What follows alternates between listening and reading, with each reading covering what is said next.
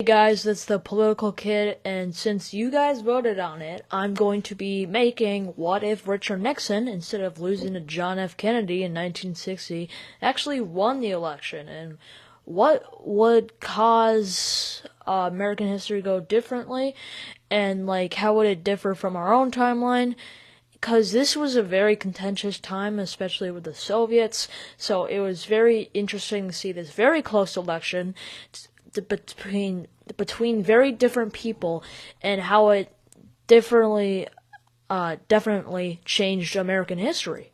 So there's a few reasons why Richard Nixon lost the 1960 election. One is that he campaigned in all 50 states, so he campaigned in areas where he had no chance of winning. Although, half the states were considered swing states back then, it still really hurt his chances, considering that he could be doing what we do today and just campaigning in those swing states.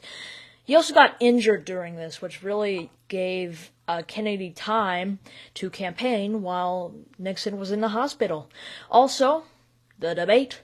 It was the first debate that ever happened, so if Nixon refused, it wouldn't be that big of a deal as it is today, and him doing the debate was pretty bad since he looked very sweaty, his beard stuffle was able to show, and Kennedy seemed calm, tame, and he had makeup on, so he was very prepared for the debates.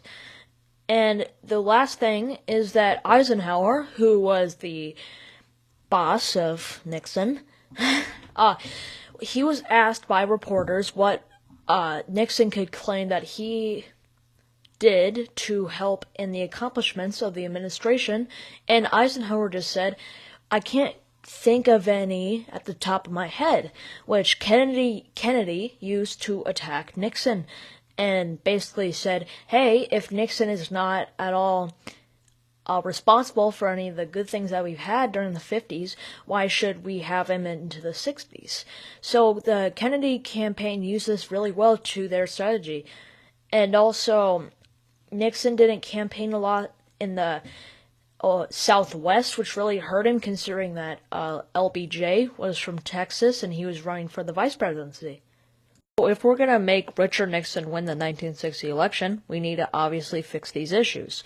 So for the first issue, we're going to have him compete in swing states like California, Illinois, Texas, Pennsylvania, those just general areas that are considered swing states. For the second reason he lost, we're going to have him refuse the debates like Eisenhower suggested to Nixon, so that even though Nixon would probably still take a hit from refusing a debate, it wouldn't be as much as he did actually during the debate. So people would like him a little bit more than he did in our timeline still. And for the third failure, we're going to have Eisenhower realize that a Kennedy presidency would be worse for moderate Republicans than a Richard Nixon presidency, so he would campaign more for Nixon and try to make sure that the media knows that Nixon had a lot of ideas during the administration and helped a lot. So he would take claim for those ideas.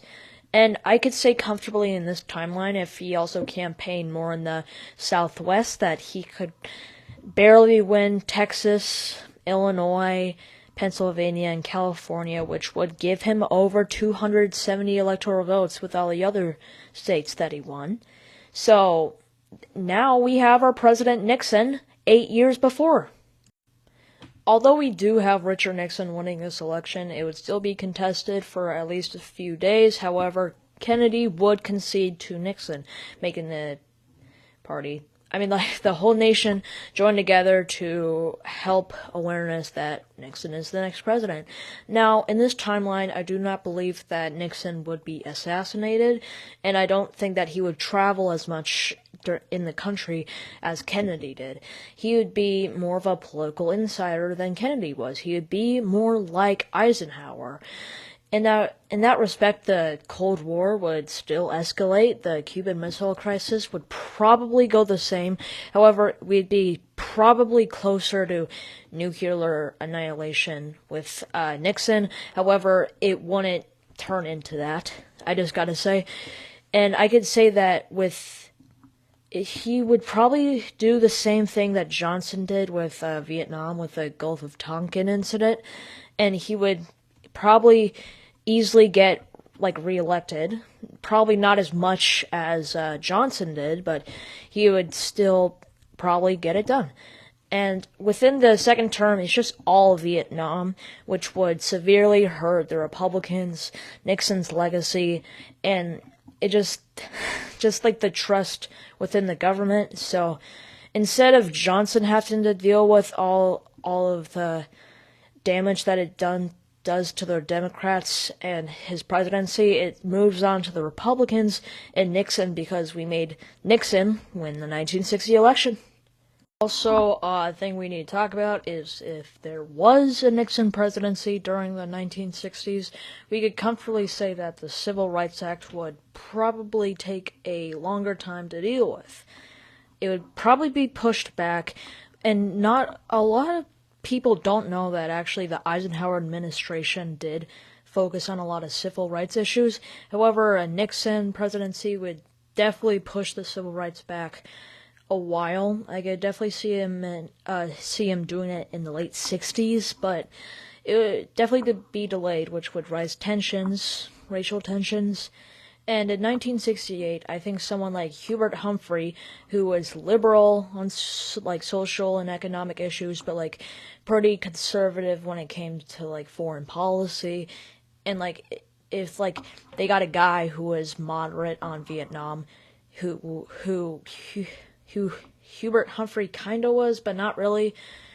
I feel that he would rise through the ranks and probably win the nomination and probably win in 1968. I'd say that there'd probably be a little bit more negotiations with the Vietnam government, the Vietnamese South and North, and I could comfortably say that the North Vietnamese would still probably win would still retain their power. However, there would still be a sizable South Vietnam government that we could have them do some guerrilla tactics in North Vietnam, even though we're not at war with North Vietnam, but we'd have a key ally in Asia. I could say that Hubert Humphrey would probably win in 1972, and then it just gets complicated out from here, but I could definitely see if Nixon didn't pass the Civil Rights Act by then, Hubert Humphrey would definitely pass it in the late 60s. Something like Watergate that happened in our timeline would not happen within the Humphrey presidency, and the Democrats would definitely be not that popular, considering that the economy was in a stagflation during the early 70s, so they'd have a hard time trying to get someone to nominate to run then. I can see someone maybe like Ted Kennedy or somebody from the South to help moderate issues running against someone like Ronald Reagan. And I could say comfortably in this timeline, it would be close. However, I think Ronald Reagan would still win. And however, 1980 would be a little different if they didn't nominate Ted Kennedy. I feel that Ted Kennedy would win in 1980 because no matter what happened during the Reagan presidency, there's definitely going to be some issues. The Iran hostage crisis would definitely still happen. There would still be a lot of economic issues, and I feel like if they ran Ted Kennedy, a lot of workers would definitely vote for him, so I could say that Ted Kennedy would win around 300 electoral votes. It's definitely closer than the 1980 we had in our timeline, but still. In 1984, I could see him winning re-election. In 1988, I could see... It really just depends, but I could see Bob Dole running against whoever was nominated. Maybe Walter Mondale, maybe Lloyd Benson, Michael Dukakis, Whoever ran, though, I feel that they would barely win in 1988, but they would still win in 1992. The Democrats, if they were in office, they would probably lose against someone else. Maybe George H.W. Bush. Maybe he still is in there. I can see George H.W. Bush winning in 1996. However, I mean, he would definitely be popular. However, it wouldn't be exactly like the era of the 90s that we had in our timeline. In 2000, I could see someone like John McCain winning. In 2004, I could still see John McCain winning since, like, the War on Terror and all that. But in 2008, I could see Barack Obama win. In 2012, he'd probably win re-election. In 2016, I could see someone like Marco Rubio, Donald Trump probably would win. And then in 2020, if I would still think that Joe Biden would be vice president under Barack Obama in our timeline, so I could see him run in 2020, and then whoever ran and won in 2016 would probably win in 2024. Well, that's going to be it, guys. If you like the video, subscribe, watch my other videos. If you have any things you want me to post my thoughts on, go comment, and it would be awesome if you could talk to other creators about my YouTube channel, because this is a pretty small channel, but with you guys, within the past month, it's been amazing to know that there's a community around me talking about my topics as a political kid. So, hope you have a great day, and enjoy the last day of January.